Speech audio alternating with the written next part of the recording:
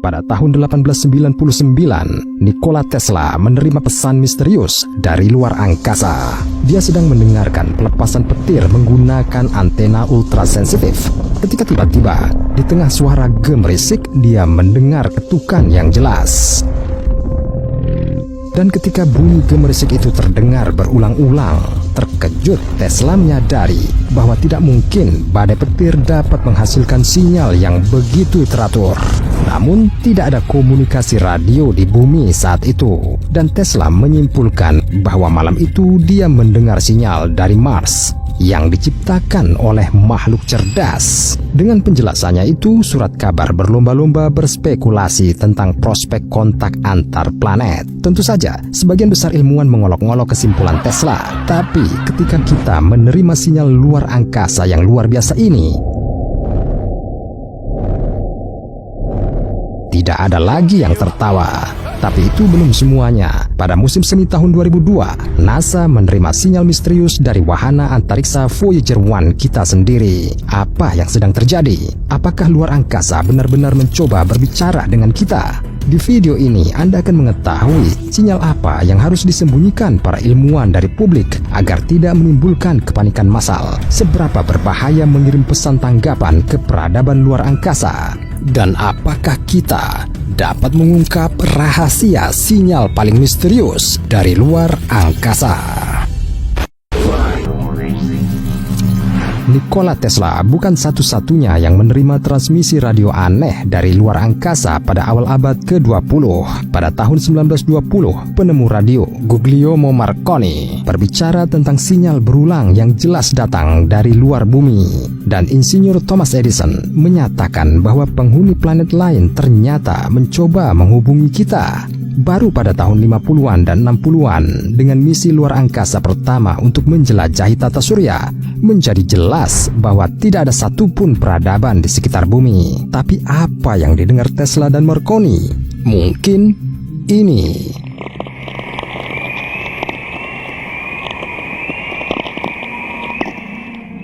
Saat mengubah gelombang radio menjadi audio, beginilah bunyi cahaya utara. Klik itu adalah aliran partikel bermuatan dari matahari yang menghantam medan magnet bumi.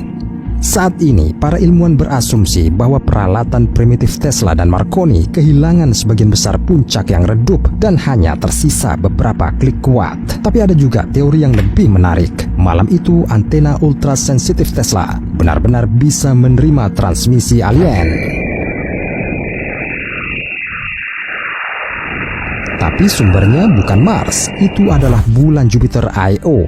Ia berputar di dalam magnetosfer raksasa gas yang kuat, dan dengan demikian menghasilkan kebisingan radio terstruktur sangat mirip dengan sinyal buatan. Mungkin itulah yang didengar Tesla dan Marconi secara kebetulan, dan saat penerima kita berevolusi, kita mulai menerima sinyal yang semakin misterius dari luar angkasa.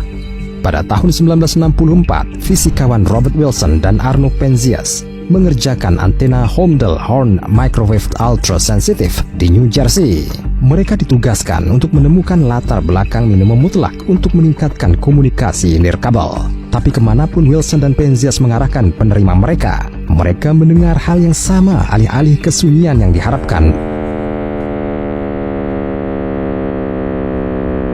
Rawungan yang memekakkan telinga, mengejutkan telinga para ilmuwan dari mana saja. Tetapi mereka segera menyadari bahwa itu bukanlah pesan yang mengancam dari peradaban alien yang berperang, tetapi sesuatu yang bahkan lebih luar biasa pada saat itu. Dengungan Big Bang itu sendiri. Dalam miliaran tahun ia telah melemah dan bergeser ke kisaran gelombang mikro, tetapi masih ada. Dan Wilson dan Penzias lah yang menemukan apa yang sekarang kita sebut latar belakang gelombang mikrokosmik. Ini adalah bukti pertama teori Big Bang yang tak terbantahkan, di mana kedua ilmuwan tersebut menerima hadiah Nobel. Tetapi beberapa sinyal dari luar angkasa sangat aneh, sehingga para astronom tidak terburu-buru melaporkannya ke publik karena takut akan kepanikan massal. Pada tahun 1967, ilmuwan Inggris memasang teleskop radio raksasa dan sangat sensitif yang disebut susunan kilau antar planet. Awalnya dirancang untuk menerima sinyal seperti itu dari benda luar angkasa misterius. Beginilah bunyi quasar dalam spektrum audio.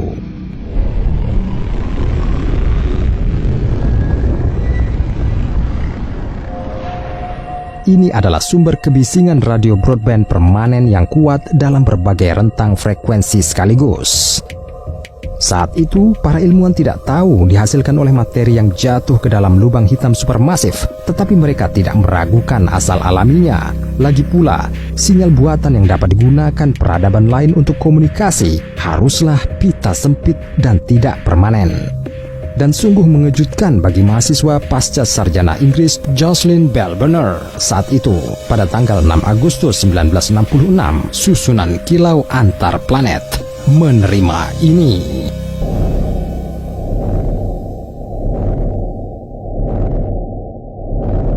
Itu adalah sinyal sempit terputus-putus pada frekuensi sekitar 110 MHz yang berulang setiap detik dan sebentar. Ini berasal dari konstelasi rubah kecil, tetapi para astronom tidak melihat apapun di sana. Sumber ini sangat mirip dengan mercusuar peradaban luar angkasa di mana Bell dan rekan-rekannya dengan setengah serius menjulukinya LGM-1, singkatan dari Little Green Man 1. Para astronom memutuskan untuk merahasiakan penemuan ini agar tidak menakut-nakuti publik dan segera mereka menemukan beberapa LGM yang serupa.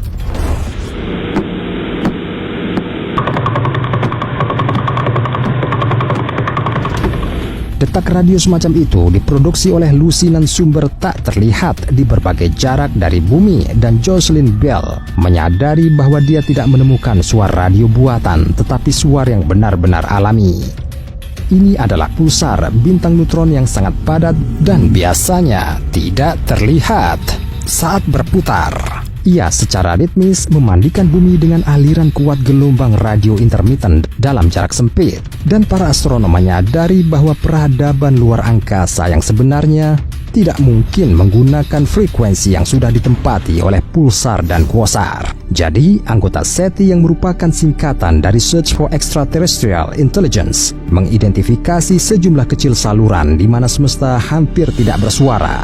Dan karenanya di sanalah kita harus mencari pesan dari alien. Para ilmuwan menyimpulkan bahwa jika mereka ingin menghubungi bumi, mereka akan mengirimkan transmisi pita sempit yang kuat ke salah satu frekuensi yang paling nyaman. Dan 10 tahun setelah penemuan pulsar, kita menerima sinyal yang persis seperti itu.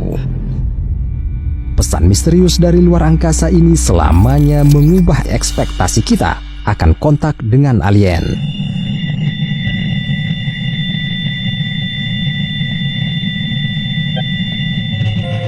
Suara mistis inilah yang menginspirasi ilmuwan Carl Sagan untuk menulis novel Kontaknya yang kemudian diubah menjadi film populer.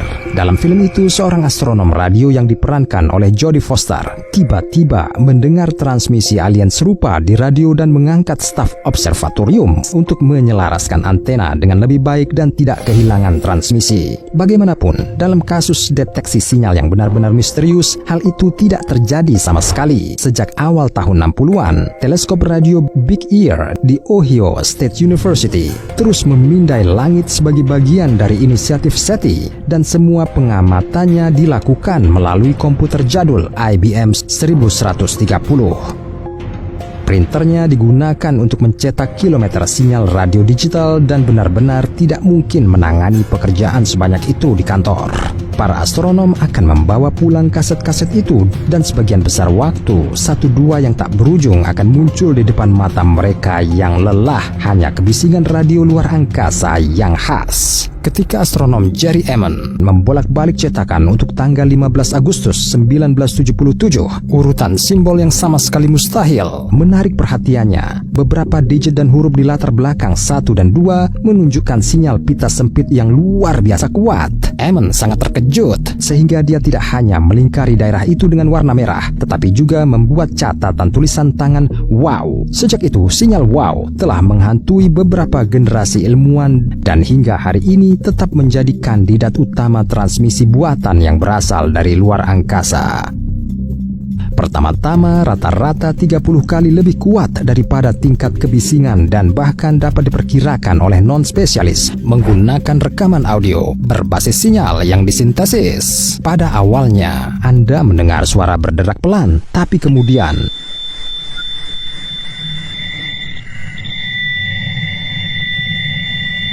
Kedengarannya seperti seseorang tiba-tiba membuat siaran langsung konser yang memekakkan dengan alat musik yang aneh. Pada saat yang sama, pesta solo signal wow berlangsung selama 72 detik yang menghilangkan kemungkinan transmisi dari satelit mata-mata manapun. Sementara objek apapun di orbit dekat bumi akan melintas di atas Big Ear hanya dalam beberapa detik. Selain itu, sinyal wow memiliki frekuensi khusus sekitar 1420 MHz. Sejak awal, para ilmuwan dari inisiatif SETI menganggapnya sebagai salah satu frekuensi utama untuk komunikasi antar bintang yang potensial. Tapi di atas segalanya, pada frekuensi ini inti atom hidrogen yang tereksitasi memancarkan gelombang radio. Maksud saya, ini semacam kedipan mata kita manusia. Seperti guys, kita juga tahu fisika kuantum. Dan di bumi, transmisi radio pada frekuensi 1420 MHz sepenuhnya dilarang secara spesifik agar para ilmuwan tidak ketinggalan sinyal dari peradaban luar angkasa yang maju. Jadi di mana kemungkinannya? Karena desain khusus Big Ear? Jawabannya agak aneh.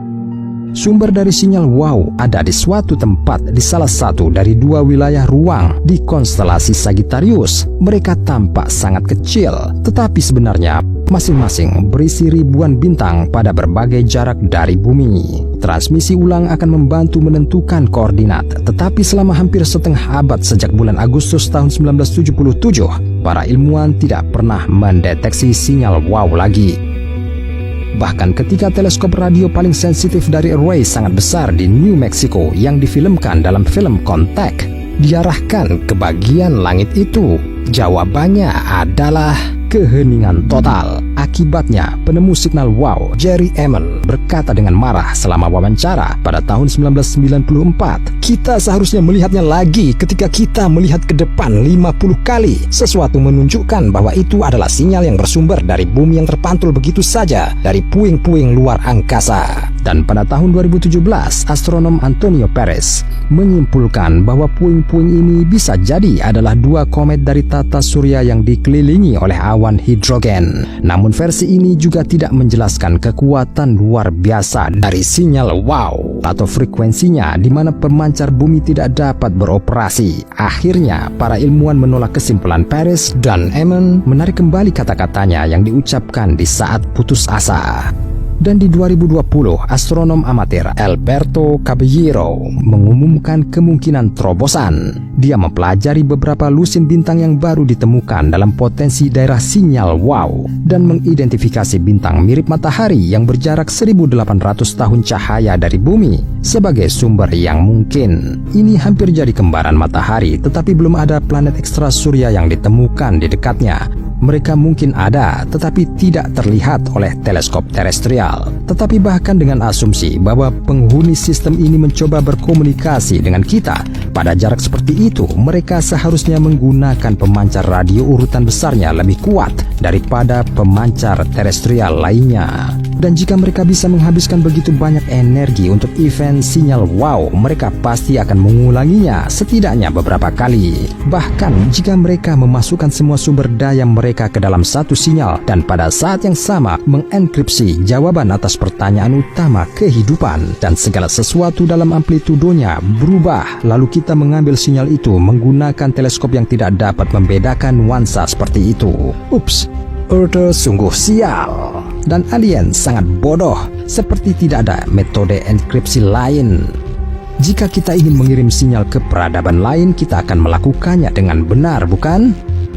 Penulis pesan pertama umat manusia keluar angkasa adalah ilmuwan Soviet. Pada tahun 1962, dengan bantuan radar planet Yevpatoria, mereka mengirimkan transmisi radio antar bintang ini.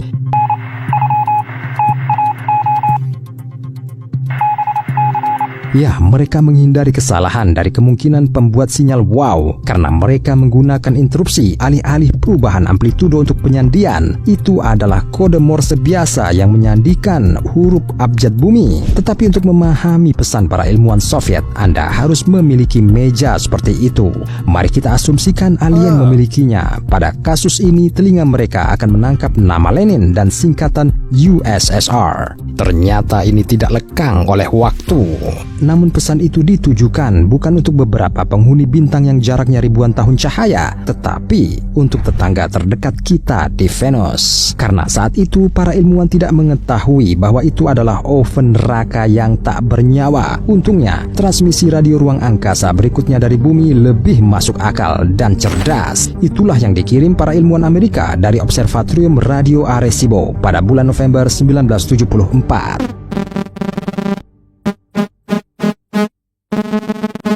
Ini adalah representasi audio dari yang pertama dari 1679 sinyal biner dengan hati-hati dikodekan oleh fluktuasi frekuensi daripada amplitudo. Seorang astronom dari planet lain akan mengalami ekstasi yang lebih besar daripada Jerry Emmon dengan wow. Itu karena mereka akan menghadapi teka-teki yang menarik. Penulis pesan Arecibo berharap penerima tahu cara memperluas bitmap menjadi gambar 73 kali 23 piksel. Dan mereka akan mendapatkan monitor rusak. Lalu seorang ilmuwan dari planet lain harus menebak bahwa mereka tidak memerlukan representasi horizontal dengan 23 garis, tapi yang vertikal dengan 23 kolom. Ini semakin menarik, tapi apakah alien akan mengerti apa yang dikodekan di sini? Biar saya coba dulu. Bagian atas ini menyerupai awan di langit dengan matahari ungu, dan di sini terlihat seperti pohon besar di mana Stewie dari serial Family Guy melompat di atas trampolin anak-anak dengan terusan merah khasnya. Dan jika menurut Anda decoding ini terlalu bodoh dan dibuat-buat, mari kita lihat arti sebenarnya dari sinyal tersebut. Permulaannya cukup bisa dipahami oleh siswa SD manapun. Awan sebenarnya adalah angka dari 1 sampai 10, tapi kemudian para ilmuwan memutuskan untuk tidak melanjutkan ke perguruan tinggi dan menggambarkan unsur-unsur kimia yang membentuk molekul DNA. Itulah matahari ungu. Dan mahkota pohon ternyata adalah nukleotida yang menyusun DNA. Diilustrasikan dengan spiral terkenal tepat di bawah. Jadi itu bukan kepala Stewie. Dan karena kita tiba-tiba beralih kembali dari kimia kompleks ke seni piksel, mengapa tidak di luar konteks menggambarkan orang merah kecil dengan bukan trampolin, tetapi piringan teleskop Arecibo di bawah? Oh iya, ada juga model tata surya berpiksel yang terjepit di antara keduanya. Oke, apakah kita benar-benar yakin bahwa penerima dari luar angkasa gugus Messier 13 yang terletak sekitar 22.000 tahun cahaya akan berhasil memecahkan kode aglomerasi gambar dari pesan Arecibo ini? Faktanya, kita bahkan tidak tahu apakah mereka akan menerimanya bahkan jika mereka mendengarkan langit malam dengan seksama, karena sinyal Arecibo tidak dikirim pada frekuensi hidrogen tersebut. 1420 MHz lebih disukai untuk komunikasi antar bintang. Sinyal dikirim pada frekuensi 2380 MHz yang sama sekali tidak sesuai dengan apapun. Hanya saja pemancar Arecibo kebetulan beroperasi di sana, dan karena tidak terlalu kuat, sinyal radio mungkin akan menghilang jauh sebelum tiba di tempat tujuan.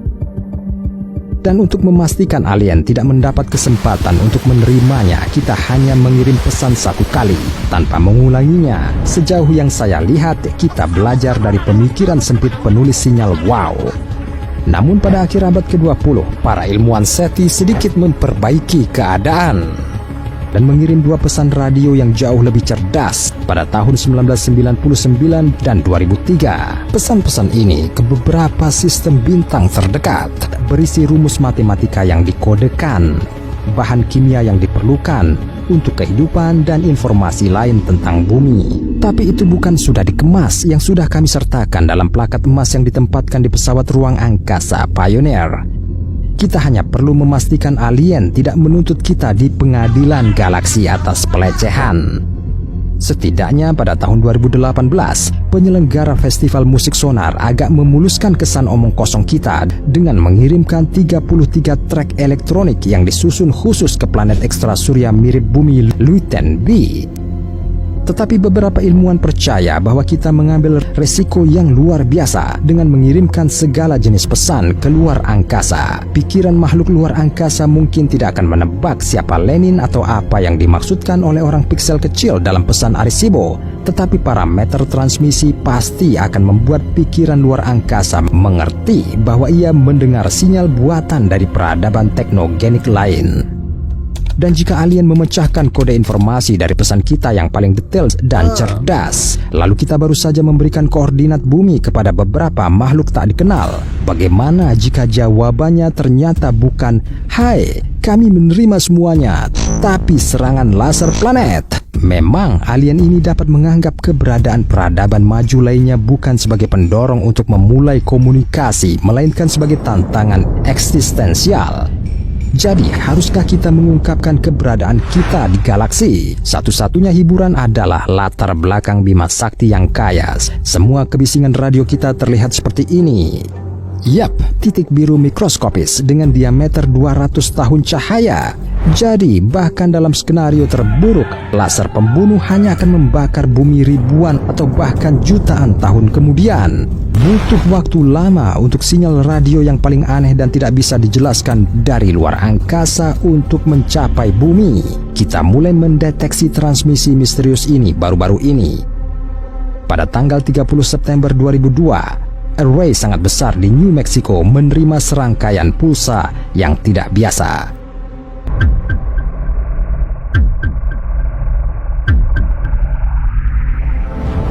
Sekilas itu sangat mirip dengan yang diterima Nikola Tesla sahabat sebelumnya, kecuali di sini setiap puncak berlangsung sekitar 10 menit dan seluruh urutan memakan waktu 7 jam. Itu pada dasarnya adalah 5 seri raungan radio pita sempit pada frekuensi 330 MHz.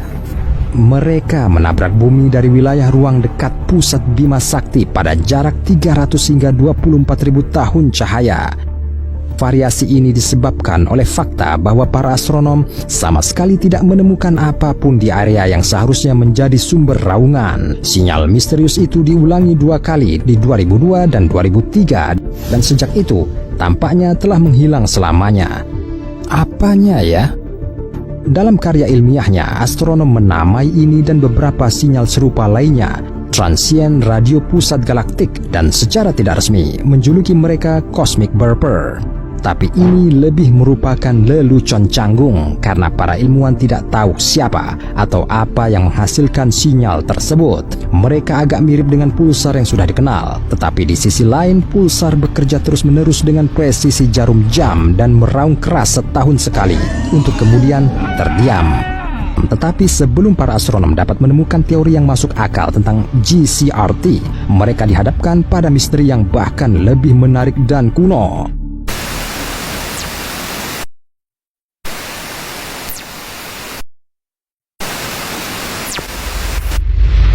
Sinyal pita sempit yang aneh ini pertama kali ditemukan dalam data lama dari teleskop radio Australian Parkes di 2007 dan sangat mudah untuk dilewatkan karena bunyi bip ini berakhir dari sepersekian milidetik hingga 3 detik. Dan paling sering mereka tidak pernah berulang. Itu sebabnya sinyal seperti itu disebut semburan radio cepat, dan beberapa darinya mendekat ke frekuensi hidrogen yang didambakan dari sinyal wow.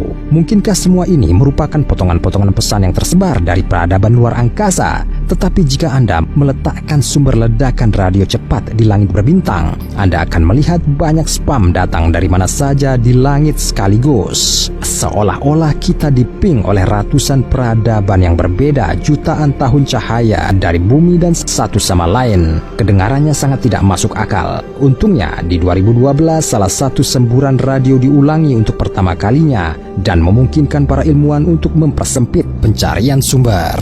Sinyal-sinyal ini datang kepada kita dari galaksi kerdil yang berjarak 3 miliar tahun cahaya dari bumi.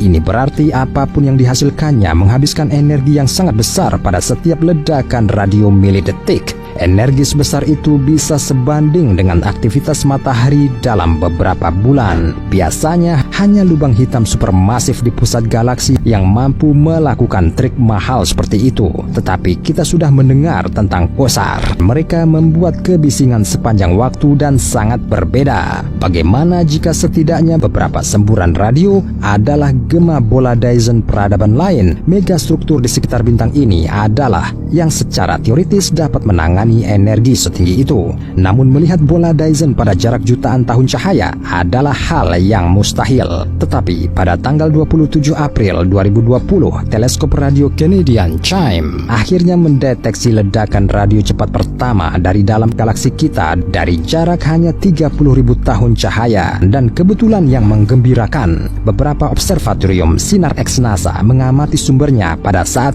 yang bersamaan. Semua data ini dengan jelas menunjukkan bahwa ledakan radio cepat dihasilkan oleh jenis bintang neutron yang langka, sebuah magnetar. Tidak seperti pulsar, objek ini memiliki medan magnet dengan kekuatan luar biasa, tetapi sebagian besar waktu ia mempertahankan keheningan radio sepenuhnya. Jadi mengapa tiba-tiba mulai berbicara? Para ilmuwan berpendapat bahwa semburan sinar X magnetar dan emisi radio dapat disebabkan oleh tabrakan asteroid atau gempa bintang yang eksotis, tetapi mereka tidak dapat mengatakan apapun dengan pasti. Ini berarti runtuhnya bola Dyson tepat di magnetar bisa menjadi versi yang cukup masuk akal. Namun para ilmuwan tidak terlalu suka berbicara serius tentang alien, terutama sejak mereka membakar jari mereka dengan topik ini membuat frustrasi. Observatorium Parkes Australia yang sama mendeteksi hampir 50 sinyal ruang frekuensi tinggi dari 1998 hingga 2015. Mereka menyerupai semburan radio cepat, tetapi mereka mengubah karakteristiknya secara tidak wajar dan karenanya sangat mirip dengan transmisi radio buatan, dan ini terbukti. Anda baru saja mendengar sinyal yang dihasilkan oleh teknologi peradaban maju. Dan teknologi itu microwave di ruang makan salah satu gedung Observatorium Parkes. Para ilmuwan membutuhkan waktu 17 tahun untuk mengetahuinya, dan sejak saat itu, sinyal semacam itu disebut sebagai periton. Selain gelombang mikro, mereka dapat diproduksi oleh petir, radar pesawat, dan sumber lokal lainnya yang memantul dari ionosfer bumi dan langsung masuk ke teleskop radio. Tetapi bahkan setelah skandal dengan peritons, pencarian radio luar angkasa ini tidak dibatalkan. Dan di bulan Oktober 2020, staf Observatorium Parkes menemukan sesuatu yang sangat menarik dalam data tahun sebelumnya. Itu adalah sinyal narrowband multi-jam yang datang dari tetangga bintang terdekat kita, Proxima Centauri KT merah. Frekuensi 980 MHz tidak sesuai dengan sumber berbasis bumi manapun. Dan pada saat yang sama, itu dianggap sebagai salah satu frekuensi potensial untuk SETI. Selain itu, dilihat dari pergeseran grafik, sinyalnya terus bergerak menjauh. Memang ada planet mirip bumi yang mengitari Proxima Centauri. Selama orbitnya, planet ini mendekati bumi dan kemudian menjauhinya. Sinyal misterius disebut terobosan dengarkan satu, dan itu terlihat sangat menjanjikan sehingga pers segera menjulukinya sinyal wow yang baru. Tapi tidak lama, ternyata teleskop radio lain mengambil beberapa sinyal yang sangat mirip, tetapi dari arah yang sama sekali berbeda. Tidak hanya dari Proxima Centauri, artinya pada tahun 2002 Observatorium Parkes menerima interferensi radio yang sangat terdistorsi dan berulang kali dipantulkan dari sumber dekat bumi. Tetapi meskipun para ilmuwan sekali lagi terbukti salah, penemuan semacam itu memberi mereka pengalaman yang tak ternilai. Ini akan membantu menghilangkan gelombang mikro dan keingintahuan lainnya saat kita akhirnya mendeteksi sesuatu yang sangat berharga. Mungkin penemuan revolusioner seperti itu sudah dekat. Pada tanggal 18 Mei 2022, para insinyur NASA menerima sinyal lain dari pesawat ruang angkasa Voyager 1 yang meninggalkan batas terluar tata surya 10 tahun yang lalu. Tapi inilah masalahnya, pesan yang diterima dari probe ternyata benar-benar tidak masuk akal. Ini seperti komputer on board yang tidak sengaja jadi crash. Sementara itu, NASA masih belum tahu apa masalahnya, tapi agensi sepertinya sudah lupa bahwa di atas Voyager 1 ada rekaman emas dengan pesan ke peradaban lain. Bagaimana jika alien alien telah membuka probe dan mencoba memecahkan kode pesan kita, dan kemudian sinyal radio aneh dari Voyager 1 mungkin merupakan pertanyaan klarifikasi mereka yang paling tidak tepat tentang topik yang diharapkan.